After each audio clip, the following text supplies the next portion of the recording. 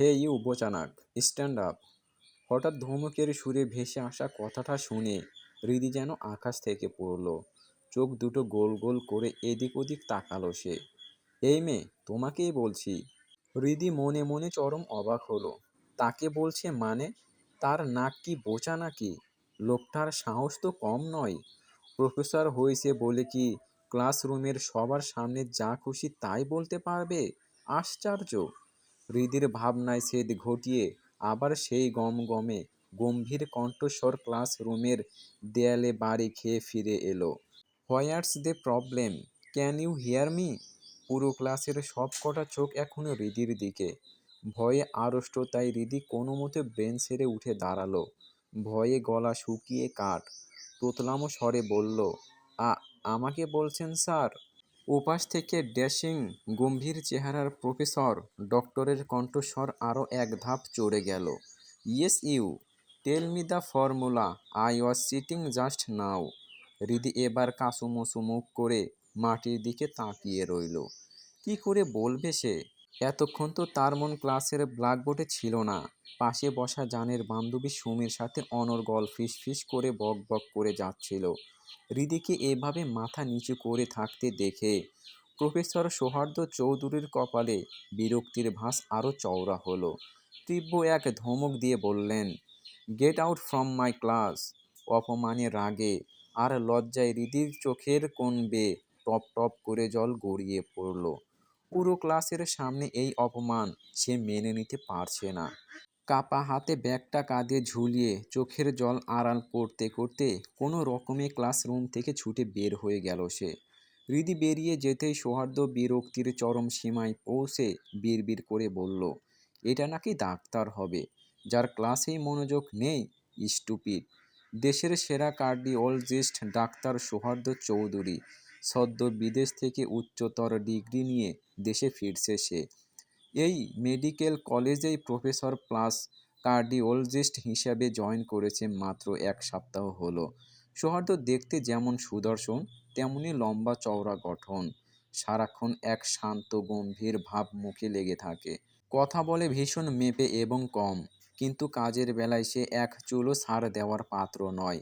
প্রখ্যাত সারহান চৌধুরী ও সাহিদা চৌধুরীর একমাত্র ছেলে সে। তার ব্যক্তিত্বের আলোয় পুরো মেডিকেল কলেজ যেন মুগ্ধ, তেমনি তার কড়া মেজাজের ভয়ে তটস্থ। অন্যপক্ষে হৃদিকা খান হৃদি এই মেডিকেল কলেজেরই প্রথম বর্ষের এক সাধারণ ছাত্রী। গায়ের রং শ্যামলা বর্ণ হলে কি হবে? চোখে মুখে এক অদ্ভুত মায়াবী টান আসে।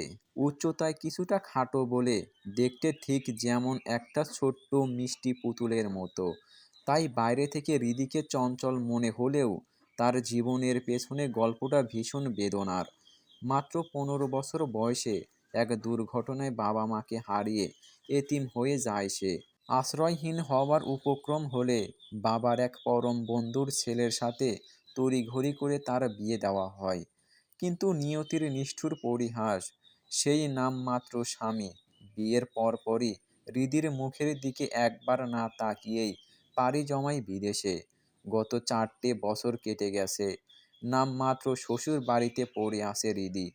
কিন্তু যে মানুষটা নামের কবুল করেছে সে মানুষটা এই দীর্ঘ 4 বছরে সে একটি বারের জন্যেও হৃদির কোনো খোঁজ নেয়নি।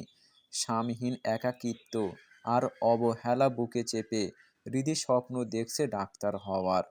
কিন্তু আজকের দিনের শুরুটা তার জীবনের চাকা কোন দিকে ঘুরিয়ে দেবে তা বোধহয় হৃদির এখনও অজানা। দৌড়াতে দৌড়াতে এসে কলেজের মাঠের এক কোণায় জুবুথুবু হয়ে বসে পড়ল হৃদি। বুকের ভেতর থেকে দলা পাকিয়ে আসা কান্না আর চেপে রাখতে পারল না সে। দুহাতে মুখ ঢেকে ফুঁপিয়ে কেঁদে উঠল। পরক্ষণেই সুমি হন্তদন্ত হয়ে ছুটে এসে হৃদিকে জড়িয়ে ধরল। ব্যাকুল গলায় বলল, আরে বোকা, কাঁদছিস কেন এভাবে?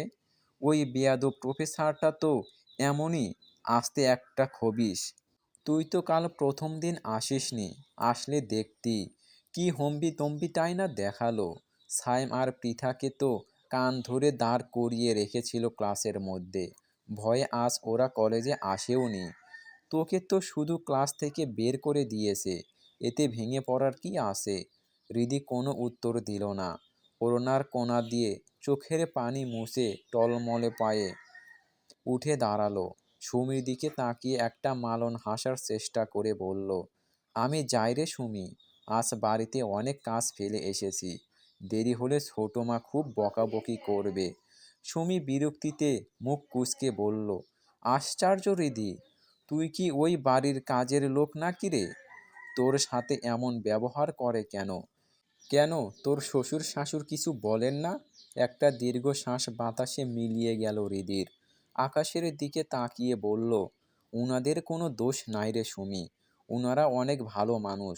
উনাদের জন্যই আজ আমি এইটুকু পড়াশোনা করার সুযোগ পেয়েছি। কিন্তু যৌথ পরিবারে থাকতে হলে তো অনেক কিছু মেনে নিতে হয়। কি অদ্ভুত কপাল দেখ আমার, যার সাথে বিয়ে হয়েছে তার চেহারাটা পর্যন্ত কোনোদিন চোখে দেখিনি, অথচ দিনরাত শ্বশুর বাড়িতে শুনতে হয় বাড়ির বউয়ের নাকি এমন হতে হয় তেমন হতে হয়। একেই বলে পোড়া কপাল। সুমি স্তব্ধ হয়ে গেল। হৃদির মায়াবী মুখটার দিকে তাকিয়ে তার বুকটা হাহাকার করে উঠল। এমন একটা ফুটফুটে নিষ্পাপ মেয়ের ভাগ্যে এত কষ্ট কেন লিখেছে বিধাতা?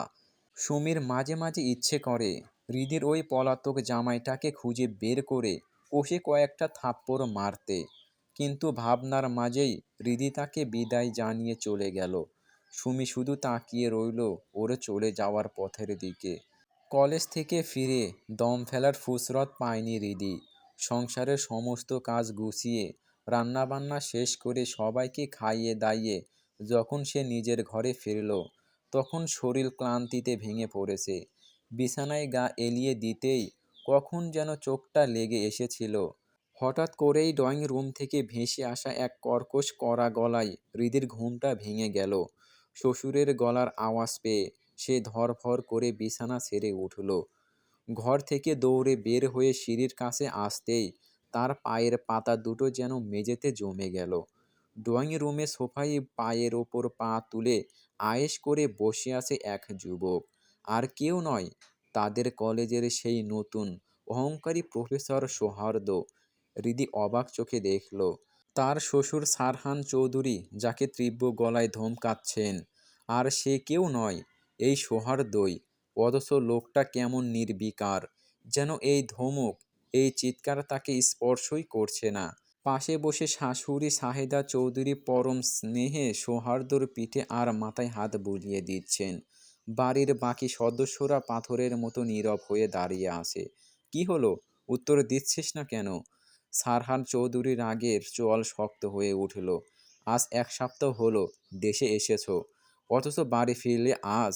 তুমি কি ভুলে গেছো তোমার একটা বউ আছে? এই বাড়িতে কারো প্রতি তোমার কোনো দায়িত্ব আছে? এতক্ষণে সৌহার্দ্য তার নীরবতা ভাঙল। চরম উদাসীন আর ঠান্ডা গলায় বলল, সব সময় তোমার ইচ্ছেগুলোই আমার ওপর চাপিয়ে দেওয়া বন্ধ করো বাবা। আমি এই বিয়ে মানি না।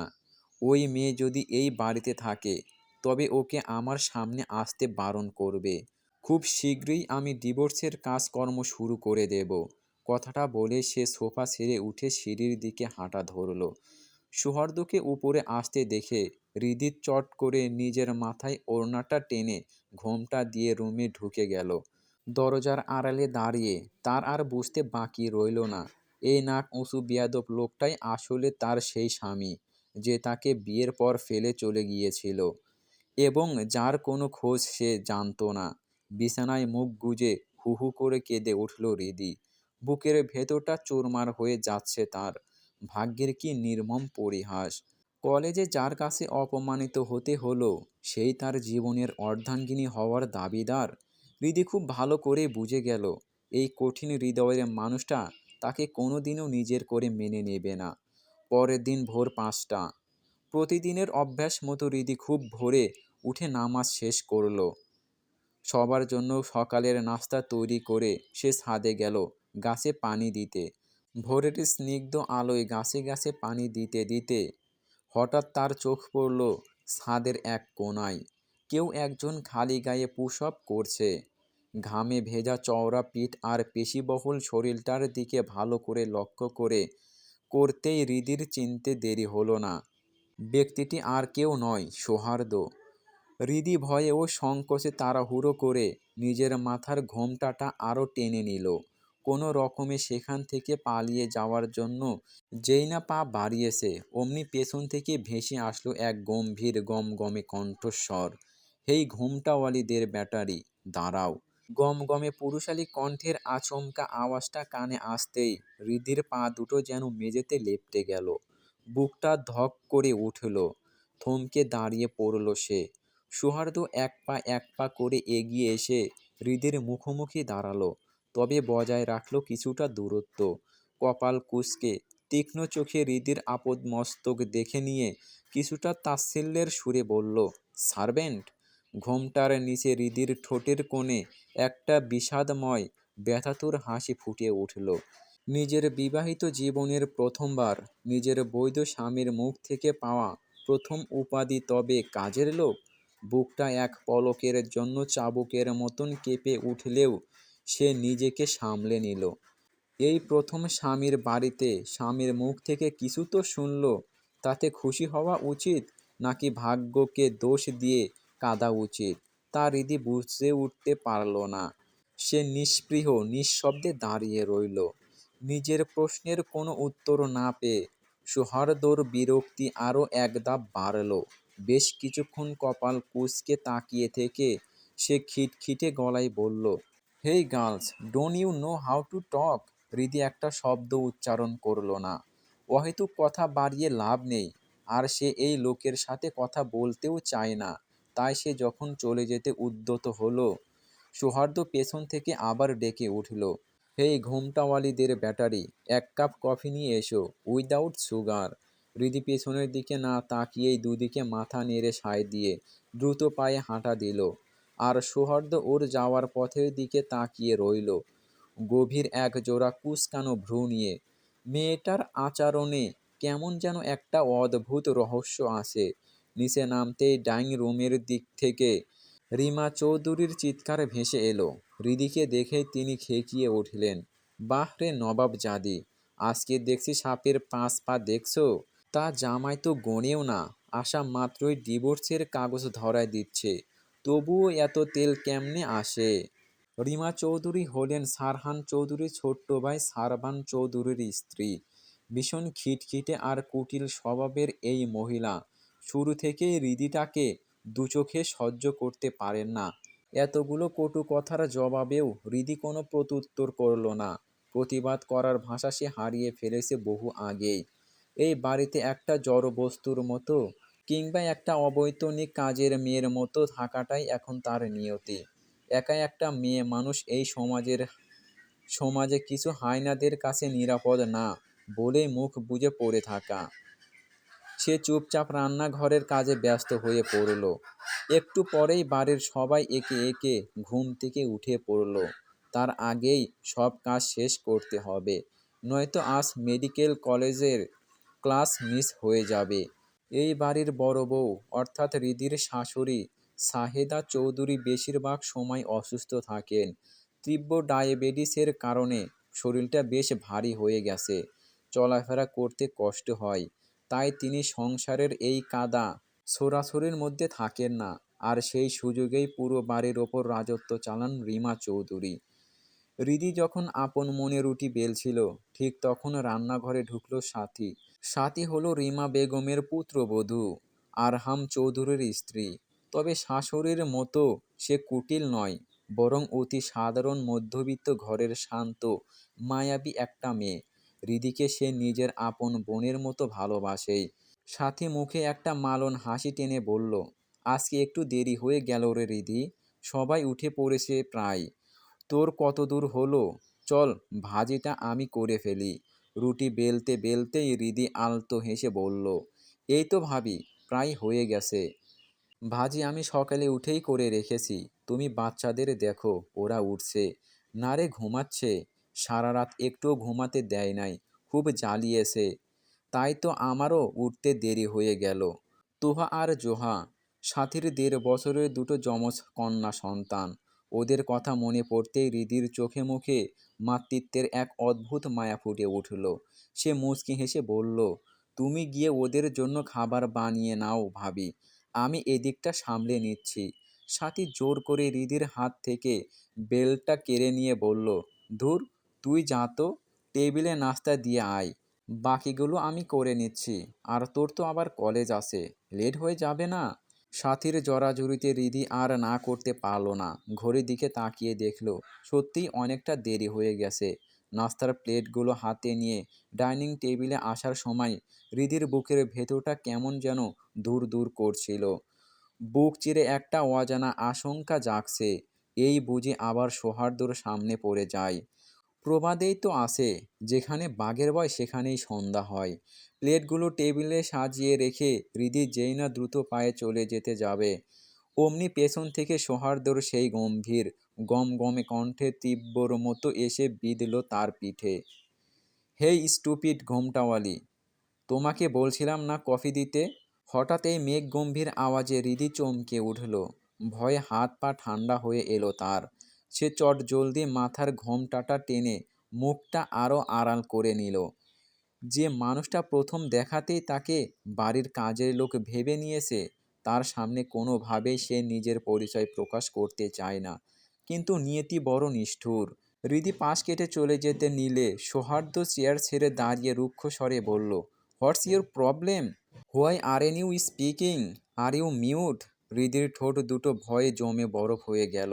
সে যদি এখন একটা শব্দও উচ্চারণ করে, আর সৌহার্দ্য যদি তার কণ্ঠ চিনে ফেলে, যদি জেনে যায় যে কাল ক্লাসে যে মেয়েটাকে সে এত অপমান করেছিল সেই তার ঘরের বউ। হৃদি আর এক মুহূর্তও সেখানে দাঁড়ালো না। কোনো উত্তর না দিয়ে ঝড়ের বেগে পাশ কেটে চলে গেল। সৌহার্দ্য চরম বিরক্তিতে ভ্রু কুঁচকে দাঁড়িয়ে রইল। বিড়বিড় করে বলল, মিউট মেবি, বোকা একটা মেয়েকে বাড়িতে রেখেছে। নাস্তা আর খাওয়া দাওয়ার প্লাট চুকাতে গিয়ে আজ অনেকটা লেট হয়ে গেছে, তাই তাড়াহুড়ো করে মেডিকেল কলেজের মেন গেট দিয়ে ঢুকছিল হৃদি। মাথা নিচু করে হাঁটার কারণে হুট করে সামনে থাকা শক্তপোক্ত চওড়া একটা দেয়ালের মতো শরীরের সাথে তার জোরে ধাক্কা লাগলো। ভারসাম্য হারিয়ে হৃদি যখন সিটকে পড়ে যেতে নিচ্ছিল, ঠিক তখনই দুটি বলিষ্ঠ শক্ত হাত অতি শক্তিতে তার কোমর জড়িয়ে ধরে পতন থেকে রক্ষা করল। ধক করে ওঠা বুকে হৃদি যখন চোখ তুলে তাকালো, তার নিঃশ্বাস যেন আটকে গেল। সৌহার্দ্য কপাল কুঁচকে তীব্র চোখে তার দিকে তাকিয়ে আছে। সেই চেনা গম্ভীর গমগমে স্বরে সে বলে উঠল, hey you little trouble queen, চোখ কোথায় রেখে হাঁটো? কথাটা কানে যেতেই হৃদির শ্যামবর্ণ মুখটা রাগে ও অপমানে লাল হয়ে উঠল। গত দুদিনের জমানো সব রাগ যেন ভেঙে উপচে পড়তে চাইল। এই লোকটা নিজেকে কি ভাবে? কাল থেকে কখনো বোচানাক, কখনো দের ব্যাটারি, আর কখনো টাবল কুইং। এমনকি নিজের ঘরের স্ত্রীকে সার্ভেন্ট বানাতেও যার বাঁধেনি, সেই নাক উঁচু বেয়াদব লোকটার ওপর হৃদের আর কোনো নিয়ন্ত্রণ রইল না। সে দাঁতে দাঁত চেপে রাগী চোখে তাকিয়ে কিরমির করে বলে উঠল, আপনি ট্রাবল কুইং? নিজে দেখে হাঁটতে পারেন না? সৌহার্দ্য কিছুক্ষণ অবাক হয়ে কপাল কুঁচকে তাকিয়ে রইল। চোখে মুখে বিরক্তি ফুটিয়ে গমগমে স্বরে বলল, স্টুপিড, ওটা নট ট্রাবল কুইং, ওটা ট্রাবল কিং হবে। এই ভাঙা মাথা নিয়ে কে বলেছে তোমাকে ডাক্তারি পড়তে? সৌহার্দ্যর এমন ঠান্ডা মাথার তীব্র অপমানে হৃদি এক মুহূর্তের জন্য লজ্জায় কুঁকড়ে গেল। নিজের ব্যাকরণগত ভুলটা বুঝতে পেরে রাগে চোখ মুখ খিচে বলল, আপনাকে কেন বলতে হবে? সৌহার্দ্য এবার সত্যিই প্রচুর বিরক্ত হলো। তার শান্ত নিয়মতান্ত্রিক জীবনে মুখে মুখে তর্ক করা বা বেশি কথা বলা মানুষ সে একদম সহ্য করতে পারে না। সে এবার বেশ কড়া আর রাগান্বিত স্বরে শাসন করার ভঙ্গিতে বলল, স্টুপিড, শিক্ষক বাবার সমান হয়, মুখে মুখে তর্ক করবে না। বলে সে হৃদির দিকে আর এক পলকও না তাকিয়ে গটগট করে করিডোর দিয়ে হেঁটে চলে গেল। ওর যাওয়ার পথের দিকে হৃদি একদম আকাশ থেকে পড়ার মতো হাঁ করে তাকিয়ে রইল। মনে মনে ভাবল, কি অদ্ভুত লোক রে বাবা, ভালো করে জামাই হয়ে উঠতে পারল না, তার আগে সোজা বাবার আসনে চলে গেল। সে বিরক্তি আর ক্ষোভে নাক মুখ কুঁচকে বিড়বিড় করে বলল, নাক উঁচু বিয়াদব একটা লোক। কি রে জানেমান, কি এত গভীর চিন্তা করছিস? হঠাৎ সায়েম, পৃথা আর সুমি এসে রিদিকে চারপাশ থেকে জড়িয়ে ধরতেই রিদি তার ভাবনার জগৎ থেকে বাস্তবে ফিরে এলো। সাইম পৃথার কাঁধে হাত রেখে রিদির মলিন মুখের দিকে তাকিয়ে প্রশ্নটা করছিল। রিদি একটা দীর্ঘ শ্বাস ফেলে মন খারাপ করে বলল, আমি আজকে অ্যাসাইনমেন্টটা করতে পারি নাই রে, কালকে একদম সময় পাইনি। সুমি সান্ত্বনা দেওয়ার ভঙ্গিতে হৃদের হাতটা চেপে ধরে বলল, কি আর করবি বল, তোর যা পরিস্থিতি আমরা তো সব জানি। এক কাজ করি চল, আজকে আমরা চারজন মিলেই স্যারের ঝাড়ি খাই। কপালে আজ নির্ঘাত ক্লাস থেকে বের হওয়া আর জিরো অ্যাটেন্ডেন্স আছে। প্রীতা ভয় পাওয়া গলায় বলল, ওই নতুন প্রফেসর যা স্ট্রিক্ট, আমাদের সহজে ছাড় দেবে বলে তো মনে হয় না। সুমির কথার মাঝেই সাইম একটু বিজ্ঞের মতো মাথা নেড়ে ফোড়ন কাটল। আরে বেটা কেমন যেন সারাক্ষণ বউ মরা বিধবাদের মতো মুখটা কালো করে রাখে। সাইমের মুখে সৌহার্দ্যর এমন নিখুঁত বর্ণনা শুনে হৃদি না হেসে পারল না, তবে গলায় খাবার আটকে যাওয়ার মতো করে হালকা কেসে উঠল। পৃথা সাইমের মাথায় একটা গাড্ডা মেরে বলল, আরে গাধা, ওইটা বিধবা হবে না, ওইটা বিপত্নিক হবে। পুরুষদের ক্ষেত্রে বিপত্নিক বলে। সাইম মাথায় হাত দিয়ে ভাবার ঢং ধরে বলল, বাপ রে বাপ, আমার মাথায় এত বড় বড় শুদ্ধ বাংলা ভাষা শব্দ আসে না। চল তো ক্লাসে যাই, নয়তো কালকের মতো আবার কান ধরিয়ে দাঁড় করিয়ে রাখবে। চার বন্ধু মিলে হাসাহাসি আর টুকটাক কথা বলতে বলতে ক্লাসরুমের দিকে এগিয়ে গেল। এই বিষাক্ত দম বন্ধ করা দিনগুলোর মাঝে এই বন্ধুত্বটাই হলো হৃদির কাছে বেঁচে থাকার একমাত্র রসদ, তার পরম শান্তির জায়গা। নিজের ব্যক্তিগত চেম্বারে বসে সৌহার্দ্য বেশ মনোযোগ দিয়ে একজন ক্রিটিক্যাল রোগীর কেস ফাইল স্টাডি করছিল। ঠিক তখনই দরজার পাশ থেকে একটা অতি পরিচিত চঞ্চল কণ্ঠস্বর ভেসে এলো, আসবো ব্রো? সৌহার্দ্য ফাইল থেকে চোখ না সরিয়েই সংক্ষিপ্ত উত্তর দিল, ইয়েস কামিং। অনুমতি পেতেই এক যুবক ঘরে ঢুকে সৌহার্দ্যকে পেছন থেকে জড়িয়ে ধরল। উৎফুল্ল গলায় বলল, bro, I miss you so much.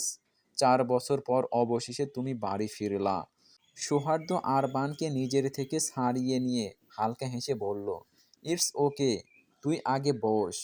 Urban ভাইয়ের সামনে চেয়ারটা টেনে বসতে বসতে বলল, এই যে তুমি 1 সপ্তাহ ধরে বাড়ি আসোনি, এটা নিয়ে বড় আব্বু কিন্তু অনেক রাগারাগি করছে। সারবান চৌধুরীর ছোট ছেলে আরবান চৌধুরী, সেও একই মেডিকেল কলেজ ইন্টার্ন ডাক্তার হিসেবে কর্মরত। সৌহার্দ্য ফাইলটা টেবিলের এক পাশে সরিয়ে রেখে ছোট্ট ভাইয়ের দিকে পূর্ণ মনোযোগ দিয়ে জিজ্ঞাসা করল, গতকাল থেকে তুই কোথায় ছিলি? তোকে তো বাড়িতে দেখলাম না। আরবান মাথা চুলকিয়ে কিছুটা আমতা আমতা করে বলল, ইয়ে মানে ব্রো, বন্ধুদের সাথে একটু হাং আউটে গিয়েছিলাম। সৌহার্দ্য কিছু সময় ভাইয়ের অপরাধী আর অপ্রস্তুত মুখখানার দিকে তাকিয়ে রইল, তারপর বেশ গম্ভীর গলায় বলল, এই টাইমটা তোর ক্যারিয়ারের জন্য খুব গুরুত্বপূর্ণ আরবান। এখন এই সবে সময় নষ্ট না করাই বেটার, আই থিঙ্ক। আরবান ভাইয়ের সিরিয়াস চেহারার দিকে তাকিয়ে হালকা হেসে মাথা নাড়ল, ওকে ব্রো, আর হবে না। হঠাৎ কিছু একটা মনে পড়তে সে উচ্ছ্বাসিত হয়ে বলল, আশরাফ, তুমি জানো আমাদের হৃদু কিন্তু এবার এখানে অ্যাডমিশন নিয়েছে। তুমি বোধহয় ওর আরবানের কথা শেষ হওয়ার আগেই সৌহার্দ্যর জোড়া ভ্রু কুঁচকে গেল। সে অত্যন্ত নিস্পৃহ গলায় প্রশ্ন করল, হুইস হৃদু? আরবান এক মুহূর্তের জন্য স্তব্ধ হয়ে গেল। সে বুঝতে পারল তার এই কাঠখোট্টা ভাইটি এখনও নিজের বিবাহিত স্ত্রীর নাম পর্যন্ত জানে না। আরবান হৃদিকে নিজের ছোট বোনের মতো ভালোবাসে, আগলে রাখে। সে তাড়াহুড়ো করে সৌহার্দ্যর ভুল ভাঙাতে চাইল, আরে ব্রো, হৃদু মানে তোমার বউ রি। কিন্তু বাক্যটি সম্পূর্ণ করার সুযোগ আর আরবান পেল না। তার আগেই সৌহার্দ্যর গমগমে বরফ শীতল কণ্ঠস্বর পুরো চেম্বার প্রতিধ্বনিত হয়ে উঠল, I am not interested in her. কথাটা ছুড়ে দিয়েই সৌহার্দ্য আবার স্টাডি ফাইলের পাতায় ডুবে গেল। কালি কালো কলমটা ওর আঙ্গুলের ঘুরছে, চোখ আটকে আছে হার্টের জটিল ভাস্কুলার ডায়াগ্রামে। ভাইয়ের গলা বরফ ঠান্ডা নির্লিপ্ততা শুনে আরবান ঢোক গিলল। ও সৌহার্দ্যকে চেনে? একবার না বললে দুনিয়া উল্টে গেলেও সিদ্ধান্ত পাল্টায় না মানুষটার। তাই আর একটা শব্দ না বাড়িয়ে মাথা নিচু করে বেরিয়ে গেল। দরজা ক্লিক করে বন্ধ হতেই সৌহার্দ্য 1 সেকেন্ডের জন্য মাথা তুলল। দরজার ওপাশে তাকিয়ে কি যেন ভাবল। তারপর আবার ঝুঁকে পড়ল ফাইলের ওপর। আজ রাতে একটা ইমার্জেন্সি ওটি। রোগীর হার্টের মেন আর্টারি ফেটে যাচ্ছে। একটা ভুল মানেই সব শেষ। কলমের খসখস শব্দটাই এখন ঘরের একমাত্র আওয়াজ। অন্যদিকে কলেজের বারান্দা। ক্লাস শেষ হতেই বন্ধুদের আড্ডায় মেতেছে হৃদি, সুমি, সাইম আর পৃথা। সৌহার্দ্য ক্লাসে না আসায় যেন হাঁফ ছেড়ে বাঁচল সবাই। সুমি দীর্ঘ শ্বাস ফেলে বলল, যাক বাবা, বাঁচা গেল। ওই খাটাস প্রফেসরটার ক্লাস ছিল না আজ। সাইম চশমাটা নাকের ওপর ঠেলে ফোড়ন কাটল। আমার মনে হয় বেটা রোজ বউয়ের সাথে ঝগড়া করে আসে, তাই মেজাজটা সব সময় তেতো। পৃথা আর সুমি হেসে গড়িয়ে পড়ল। হৃদি চুপ, ওর ঠোঁটে হাসি নেই। সৌহার্দ্যের নাম শুনলেই বুকের ভেতরটা কেমন যেন মুচড়ে ওঠে। বলার মতো কিছু নেই। কেই বা থাকতে পারে, নামমাত্র স্বামী তার, সেটাও হয়তো আর কিছুদিন। পৃথা হঠাৎ গলা নামিয়ে একটু লজ্জা পেয়ে বলল, আরে না, বেটা একদম পিওর সিঙ্গেল। 3 জোড়া চোখ সাথে সাথে পৃথার দিকে। পৃথা থতমত খেয়ে আমতা আমতা করল। আরে ওভাবে তাকাচ্ছিস কেন? বেটা যা হ্যান্ডসাম। প্রথম দিন একটু ক্রাশ খেয়েছিলাম, তাই উইকিপিডিয়া চেক করছিলাম আর কি। উইকিপিডিয়া শব্দটা হৃদির কানে ছুরির মতো বিঁধল। বুকের ভেতরটা ভার হয়ে এলো। মনে মনে বলল, কেন কষ্ট পাচ্ছি আমি? ওই লোকটা তো আমাকে চায় না। না চাওয়া মানুষটার জন্য কষ্ট পাওয়াটাই কি নিয়ম? বলেই একটা তাচ্ছিল্যের পূর্ণ হাসি দিল। ওর ভাবনার মাঝেই সুমি হৃদির পিঠে আলতো চাপড় দিল। কোথায় হারিয়ে গেলি? চল ফুচকা খাবো। হাত ধরে টানতে টানতে নিয়ে গেল। কলেজ গেটের সামনে তেঁতুল গোলার টক ঝাঁঝালো গন্ধ। প্লাস্টিকের টুলে বসে 4 জন ফুচকা মুখে পুড়তে পুড়তে গল্প মশগুল। হঠাৎ পেছন থেকে বজ্রের মতো গমগমে কণ্ঠ, হেই ইউ, 4 চোখ, কাম হিয়ার। 4 জন চমকে ঘাড় ঘুরালো। রোদের ঝলসানো আলোয় সৌহার্দ্য দাঁড়িয়ে। কালো শার্ট, কালো ফর্মাল প্যান্ট, শার্ট ইন করা, হাতা কনুই পর্যন্ত গোটানো, চোখে কালো সানগ্লাস। এক হাত প্যান্টের পকেটে, ফর্সা মুখটা ঘামে চিকচিক করছে, চোয়াল শক্ত। সায়েমের গলা শুকিয়ে গেল। আ আমাকে স্যার? সৌহার্দ্য ভ্রু কুঁচকে বিরক্তি ঝরালো। ইয়েস, তুমি ছাড়া এখানে 4 চোখ আর কেউ আছে? হৃদি নাক মুখ কুঁচকে মুখ ঘুরিয়ে নিল। মনে বিড়বিড় করল, বেয়াদব অহংকারী লোক। মানুষের নাম ধরে ডাকলে তার জাত চলে যায় নাকি? সাইম আমতা আমতা করে এগিয়ে গেল। কিছু বলবেন স্যার? তো কিছু না বললে কি তোমার সুন্দর চেহারা দেখার জন্য ডাকছি? সৌহার্দ্যর গলায় খোঁচা। তারপর একটা মোটা ফাইল সায়েমের দিকে বাড়িয়ে দিল। এটা নাও। অফিস রুমে ডাক্তার সুজন হায়দার আছে, ওকে দেবে। বলবে সৌহার্দ্য স্যার দিয়েছে।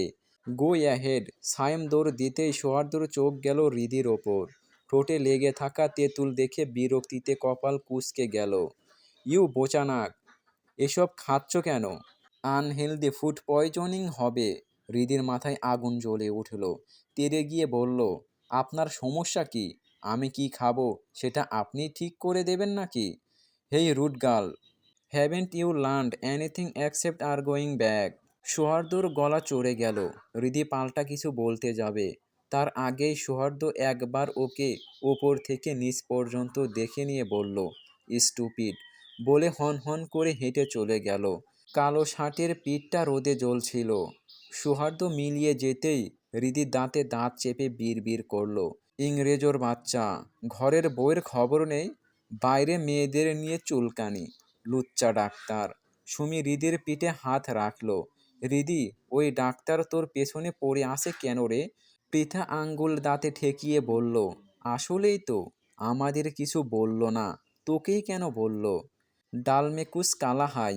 হৃদি ওদের ভাবনার মাঝে ব্যাগ কাঁধে ঝুলিয়ে বলল, তোরা ভাবতে থাক, আমার লেট হয়ে যাচ্ছে, আমি গেলাম ভাই। আর পেছনে না তাকিয়ে হাঁটা দিল। বিকেল গড়িয়ে সন্ধ্যা। রিদি যখন বাড়ি ঢুকলো, পুরো বাড়ি নিঝুম। সবাই খেয়ে দিয়ে হয়তো ঘুম দিয়েছে। রিদি পা টিপে টিপে হাঁটলো। ছোট মার সামনে পড়তে চায় না।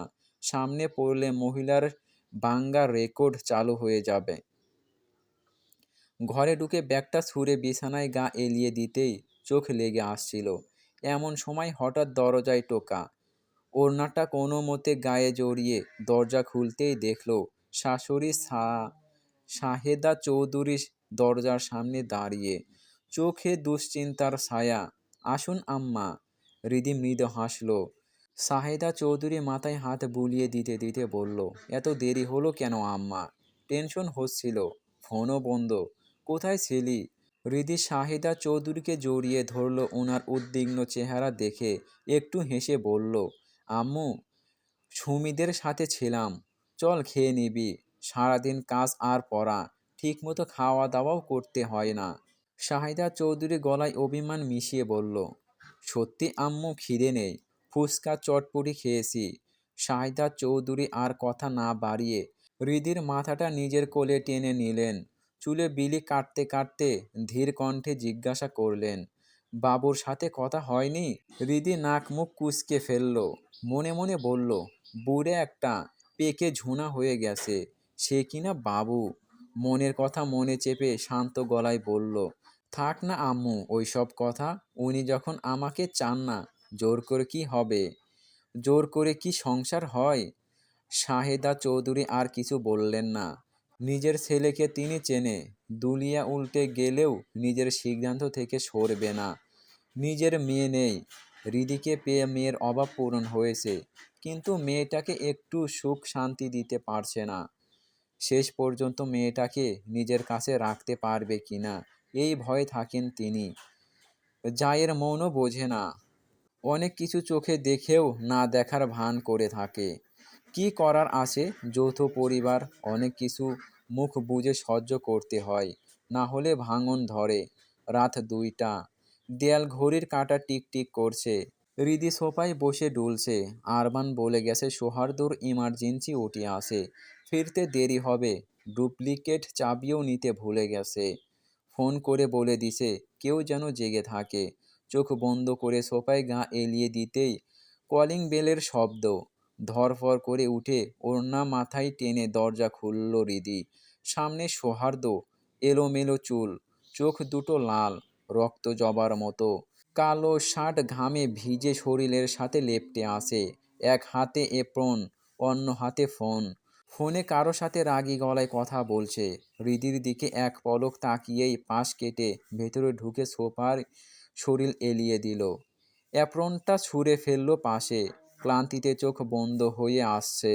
রিদি রান্নাঘরের দিকে পা বাড়াতেই ভেসে এলো সৌহার্দ্যের শান্ত গম্ভীর কণ্ঠস্বর, মিউট দের ব্যাটারি, এক গ্লাস ঠান্ডা পানি দাও ফাস্ট। হৃদির রাগ উঠলেও মানুষটার ক্লান্ত মুখটা দেখে রাগ গিলে ফেলল।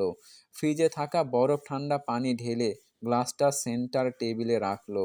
সৌহার্দ্য ব্রু কুঁচকে তাকালো। হৃদি চলে যেতে নিতেই পেছন থেকে ভেসে আসলো ঠান্ডা গলার স্বর, এই বাড়ির সবার সম্পর্কে জানো? হৃদি বুঝল না হঠাৎ এমন প্রশ্ন কেন, তবুও মাথা উপর নিচ নাড়ল। সৌহার্দ্য সোজা হয়ে বসলো, গলা খেঁকারি দিয়ে বলল, এই বাড়ির মেজো ছেলে মানে সৌহার্দ্য চৌধুরীর বউকে চেনো? হৃদি ভ্যাবা চাকা খেয়ে গেল। নিজের সম্পর্কে নিজেকেই জিজ্ঞাসা করছে লোকটা। কৌতূহল চেপে রাখতে পারল না। দ্রুত উপরে নিচে মাথা নাড়ল। মানে হ্যাঁ, চিনি। সৌহার্দ্য কিছুক্ষণ ওর দিকে ভ্রু কুঁচকে তাকিয়ে রইল। তারপর ধীরে, খুব শান্ত গলায় জিজ্ঞাসা করল, নাম কি ওটার? হৃদির ভেতরটা তেতো হয়ে গেল। নিজের বইয়ের নামটাও পর্যন্ত জানে না এই লোক। মুখ দিয়ে বেরিয়ে আসতে চাইল, বেয়াদব হাওয়াত্তা লোক। নিজের বইয়ের নাম জানিস না?